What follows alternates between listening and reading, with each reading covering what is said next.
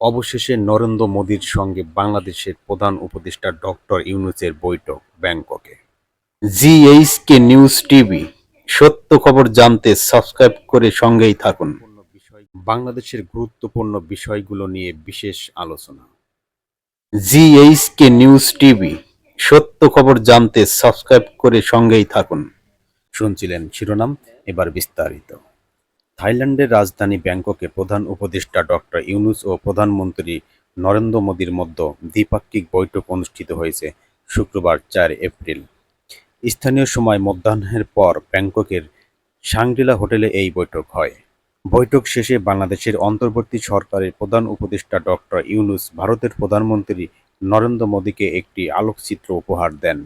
প্রধান উপদেষ্টা deputy press secretary Abul Kalam Azad Majumdar জানান, ২০১৫ সালের ৩ জানুয়ারি মুম্বাইয়ে অনুষ্ঠিত ১০২তম ভারতীয় বিজ্ঞান কংগ্রেসে প্রফেসর ইউনূসের হাতে স্বর্ণপদক তুলে দেন প্রধানমন্ত্রী নরেন্দ্র মোদি। তারই একটি আলোকচিত্র ভারতের প্রধানমন্ত্রীর হাতে তুলে দিয়েছেন প্রধান উপদেষ্টা। অন্তর্বর্তী সরকারের দায়িত্ব গ্রহণের পর প্রথমবারের মতো অধ্যাপক ইউনূসের সঙ্গে নরেন্দ্র মোদির বৈঠক এই প্রথম। গত ৫ই আগস্টের ছাত্র জনতার অভ্যুত্থানের পর টানাপোড়েনের মধ্যে যাচ্ছে ঢাকা-দিল্লির সম্পর্ক।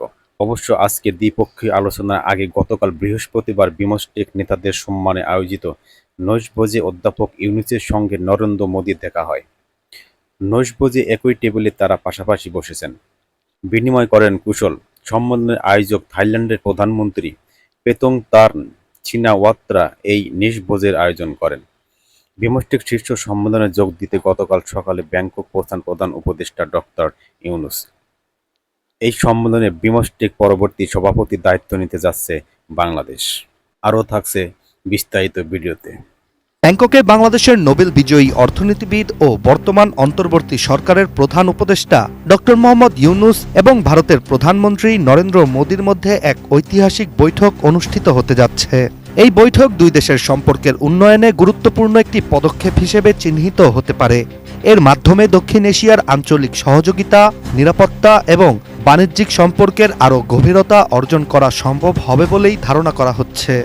আর বিষয়টি হচ্ছে, বর্তমানে বাংলাদেশ ও ভারতের মাঝে কিছুটা দূরত্ব থাকলেও ডক্টর মোহাম্মদ ইউনূস ও নরেন্দ্র মোদির সম্পর্কের ইতিহাস বেশ পুরনো। ভারত ও বাংলাদেশের মধ্যে একটি দীর্ঘদিনের সহযোগিতামূলক সম্পর্ক ছিল।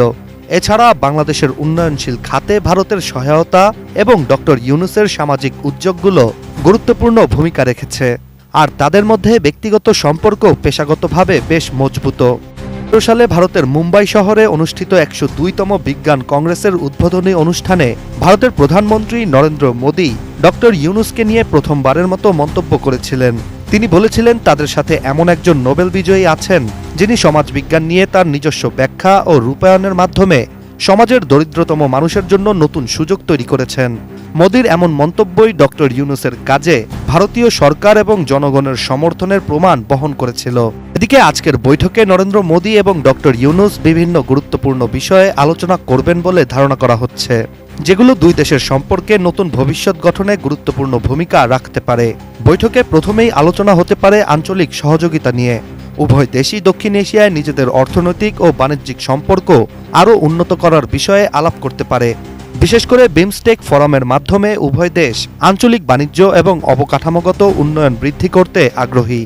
দুই দেশের মাঝে বাণিজ্যিক সম্পর্ক আরও শক্তিশালী করতে নানা পদক্ষেপ গ্রহণ করার বিষয়েও আলোচনা হতে পারে, যার মধ্যে সড়ক ও নৌপথের উন্নয়ন, পণ্য পরিবহন সহজীকরণ এবং দুদেশের মধ্যে বিনিয়োগের সুযোগ বাড়ানো অন্তর্ভুক্ত থাকতে পারে। এতে দক্ষিণ এশিয়া ও দক্ষিণ পূর্ব এশিয়ার মধ্যে একটি বিরাট অর্থনৈতিক অঞ্চলের সৃষ্টি হতে পারে। আরেকটি গুরুত্বপূর্ণ আলোচনার বিষয় হতে পারে দক্ষিণ এশিয়ার নিরাপত্তা পরিস্থিতি। বাংলাদেশ এবং ভারতের মধ্যে নিরাপত্তা বিষয়ক সহযোগিতা বৃদ্ধির বিষয়ে আলোচনা হলে উভয় দেশই নিজেদের মধ্যে সন্ত্রাসবাদ, সীমান্ত সুরক্ষা এবং নিরাপত্তা চ্যালেঞ্জ মোকাবেলায় একে অপরকে সহায়তা করার বিষয়ে একমত হতে পারে। বাংলাদেশের বর্তমান রাজনৈতিক পরিস্থিতিও আলোচনার তালিকায় থাকতে পারে, কেননা বাংলাদেশের রাজনৈতিক পট পরিবর্তনের পর থেকেই দুই দেশের সম্পর্কে ভাটা দেখা দেয়। ফলে রাজনৈতিক বিষয়ে দুই দেশ যদি নিজেদের অবস্থান পরিষ্কার করে, তাহলে সুসম্পর্কের চাকা পুনরায় ঘুরতে শুরু করবে বলেই ধারণা বিশেষজ্ঞদের। আজকের এই বৈঠকটি বাংলাদেশ ও ভারত দুই দেশের জন্যই বিশেষভাবে তাৎপর্যপূর্ণ, কারণ এই বৈঠক ভবিষ্যতে দুই দেশের মধ্যকার সম্পর্কের একটি নতুন অধ্যায়ের সূচনা করতে পারে। কেননা দক্ষিণ এশিয়ার সমৃদ্ধি ও শান্তির জন্য প্রতিবেশী এই দুই দেশকেই একযোগে কাজ করতে হবে।